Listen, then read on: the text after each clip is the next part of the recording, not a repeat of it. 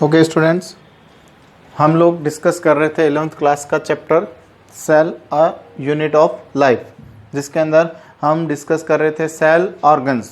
Last हमने जो है वो सेल ऑर्गन डिस्कस कर लिया था आपके प्लास्टिड, जो कि प्लांट सेल के अंदर प्रेजेंट होते हैं, उनकी स्ट्रक्चर किस तरह की होती है वो हमने डिस्कस कर ली थी। नेक्स्ट हम बात कर रहे हैं राइबोसोम्स।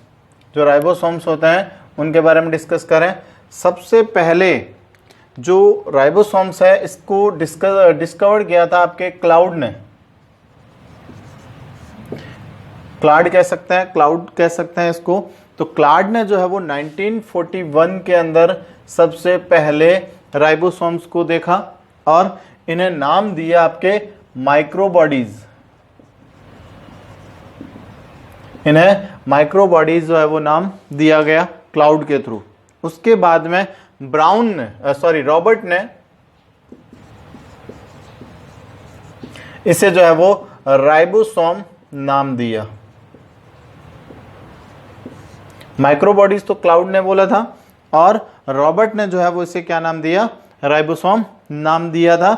अब इसमें भी बात करें कि एक तो रॉबिन्सन और पैलाडे, इन दो साइंटिस्ट ने जो है वो अलग अलग सेल के अंदर राइबोसोम्स को देखा। रॉबिन्सन ने जो है वो प्लांट सेल के अंदर राइबोसोम्स को ऑब्जर्व किया और पैलाडे ने जो है वो राइबोसोम्स को एनिमल सेल के अंदर जो है वो देखा, सबसे पहले ऑब्जर्वेशन किया उसका। तो डिस्कस करें कि राइबोसोम्स पहली बात तो किसके बने होते हैं, इनका निर्माण कैसे होता है। तो देखिए, राइबोसोम्स का जो निर्माण है वो न्यूक्लियोप्रोटीन से होता है। जो न्यूक्लियोप्रोटीन होती है उनसे जो है वो राइबोसोम्स का निर्माण होता है। ठीक है, अब ये जो राइबोसोम्स होते हैं ये प्रोटीन सिंथेसिस का काम करते हैं। अच्छा, न्यूक्लियोप्रोटीन जो होती है वो कैसे मतलब ये राइबोसोम्स जो है वो न्यूक्लियोप्रोटीन से किस तरह से जो है वो बनते हैं। तो देखिए, न्यूक्लियस के अंदर mRNA जो है वो प्रेजेंट होता है।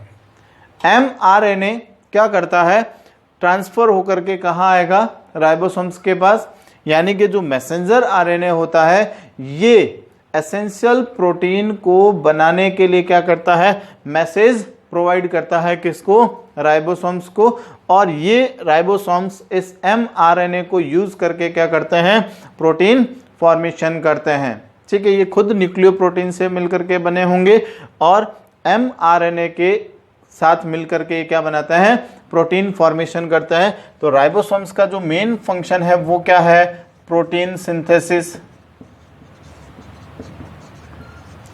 ये प्रोटीन सिंथेसिस का काम करते हैं, इसीलिए राइबोसोम्स को इंजन ऑफ सेल भी कहा जाता है। इसे इंजन ऑफ सेल भी कहा जाता है। यानी कि सेल के अंदर जो रिक्वायर्ड प्रोटीन होती है, अब प्रोटीन किससे बनी होगी, एमिनो एसिड से बनी होगी। एमिनो एसिड से बनी होती है। तो एक्चुअल में जो राइबोसोम्स होते हैं वो इस mRNA के मैसेज के थ्रू एमिनो एसिड्स को, जो रिक्वायर्ड एमिनो एसिड्स होंगे, इन्हें कलेक्ट करेंगे और उसके बाद में जो है वो क्या बनाते हैं, प्रोटीन बनाते हैं। और आपको पता होगा कि प्रोटीन जो है वो प्लाज्मा मेम्ब्रेन के फॉर्मेशन के लिए जो है वो इंपॉर्टेंट रोल प्ले करेंगे। या सेल का जो मैक्सिमम पार्ट होता है वो भी किसका बना होता है, प्रोटीन का बना होता है। तो इसीलिए इसको इंजन ऑफ सेल भी कहा जाता है। ठीक है, यहां तक तो हो गई बात। तो ये न्यूक्लियोप्रोटीन से मिलकर के बने होंगे। एक चीज और कह सकते हैं कि इनमें एंजाइम्स भी प्रेजेंट होते हैं। ये बात भी एक ध्यान रखें कि जो राइबोसोम्स होते हैं वो न्यूक्लियोप्रोटीन के साथ साथ एंजाइम से भी बने हुए होते हैं। और ये mRNA के डायरेक्शन के अंदर क्या करते हैं, एमिनो एसिड्स को कलेक्ट करेंगे और उससे जो है वो प्रोटीन सिंथेसिस का काम करते हैं। फिर बात करें कि राइबोसोम्स कहाँ प्रेजेंट होंगे। प्रोकैरियोटिक और यूकैरियोटिक सेल्स के अंदर राइबोसोम्स की पोजीशन क्या होगी, ये कहाँ कहाँ पर प्रेजेंट होते हैं। तो देखें कि राइबोसोम्स जो है वो साइटोप्लाज्म के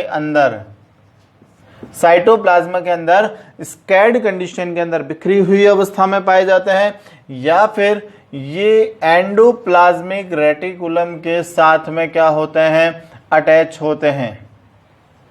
एंडोप्लाज्मिक रेटिकुलम हमने डिस्कस किया था ER के बारे में।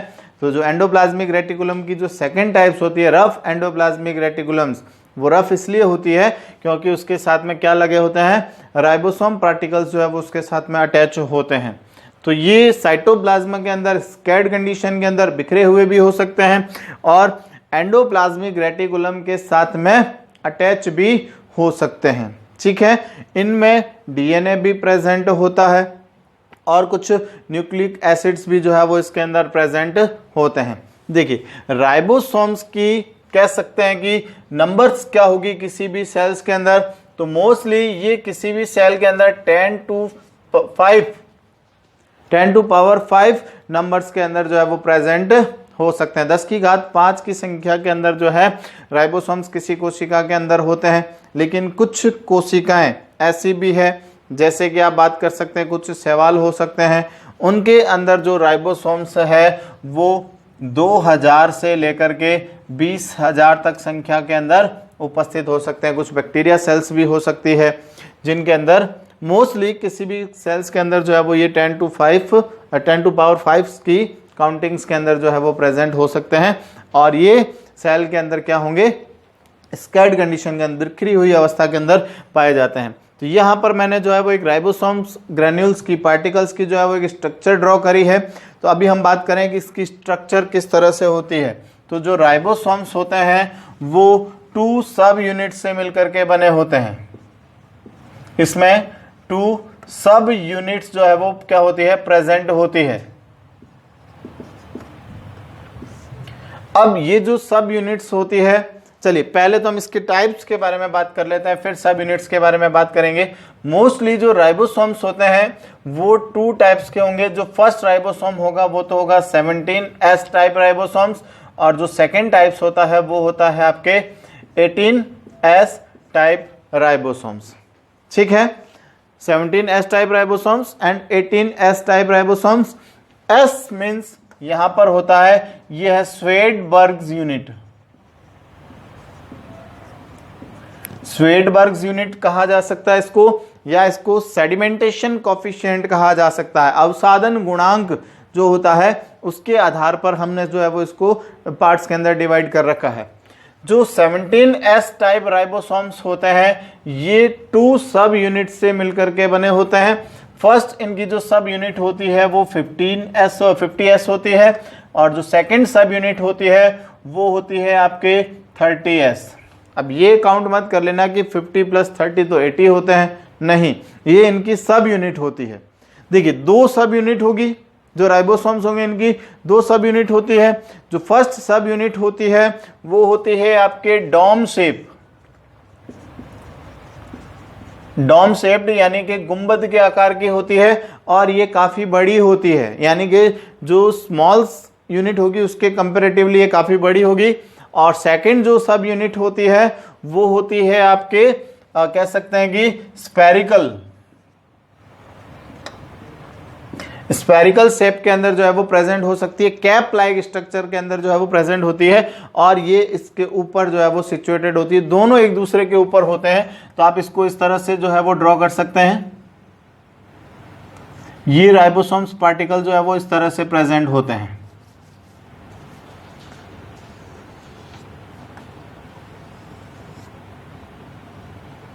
ये नीचे वाली जो है वो लार्ज सब यूनिट हो जाएगी और ये हो जाएगी आपके स्मॉल सब यूनिट। ठीक है, दोनों एक दूसरे के ऊपर जो है वो प्रेजेंट होंगे। एक कैप लाइक स्ट्रक्चर होती है और एक डॉम शेप के अंदर जो है वो प्रेजेंट होती है। तो देखिए जो 17S टाइप राइबोसोम्स होता है इसकी जो लार्ज सब यूनिट होती है उसका जो कह सकते हैं मॉलिक्यूलर वेट जो होता है वो होता है आपके 1.8 × 10⁻⁶ डाल्टन जो है वो मॉलिक्यूलर वेट की यूनिट होती। चलिए सबसे पहले ये बात कर लेते हैं कि जो 17S टाइप राइबोसोम्स होता है इसका मॉलिक्यूलर वेट होता है आपके 2.7 × 10⁻⁶ डाल्टन। ठीक है, इसका जो मॉलिक्यूलर वेट होता है वो 2.7 × 10⁻⁶ डाल्टन के अंदर प्रेजेंट होगा। अब इसके अंदर भी जो इसकी लार्ज सब यूनिट है इसका मॉलिक्यूलर वेट होता है आपके 1.8 × 10⁻⁶ डाल्टन और जो स्मॉल सब यूनिट होती है इसका मॉलिक्यूलर वेट होता है 0.9 इंटू 10⁻6 डाल्टन। यानी कि इन दोनों का जो मॉलिक्यूलर वेट होगा वो क्या होगा, अलग अलग होगा। फिर उसके बाद में बात करें जो ये जो 17S टाइप राइबोसोम्स है ये कहाँ प्रेजेंट होते हैं, ये प्रोकैरियोटिक सेल्स के अंदर प्रेजेंट होते हैं। जो जितनी भी प्रोकैरियोटिक सेल होती है उसके अंदर ये प्रेजेंट होंगे। यूकैरियोटिक सेल के अंदर, यूकैरियोटिक सेल के अंदर एक तो ये प्रेजेंट होंगे आपके माइटोकॉन्ड्रिया में और दूसरा प्रेजेंट होंगे आपके ये प्लास्टिड के अंदर। मोस्टली जो 17S टाइप राइबोसोम है ये सिर्फ प्रोकैरियोटिक सेल के अंदर प्रेजेंट होते हैं। यूकैरियोटिक सेल के अंदर एक तो माइटोकॉन्ड्रिया के अंदर और प्लास्टिड के अंदर 17S टाइप राइबोसोम्स जो है वो क्या होते हैं, प्रेजेंट होते हैं। ठीक है, 17S टाइप राइबोसोम्स का जो साइज है वो अप्रोक्स 18 nm होता है, यानी कि 18 नैनोमीटर के आसपास जो है वो इसका क्या होता है, साइज होता है। फिर सेकेंड टाइप्स के जो राइबोसोम्स है ये होते हैं आपके 18S राइबोसोम्स और ये 2 सब यूनिट से मिलकर के बनते हैं। इसकी जो लार्ज सब यूनिट होती है वो होती है 60S और जो स्मॉल सब यूनिट होती है वो होती है 40S।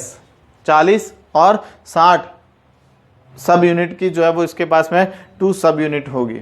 ठीक है, जो 18S टाइप राइबोसोम्स होते हैं इनका साइज जो है वो होता है आपके 22 nm, यानी कि 22 nm के आसपास जो है वो इनका क्या होता है, साइज होता है।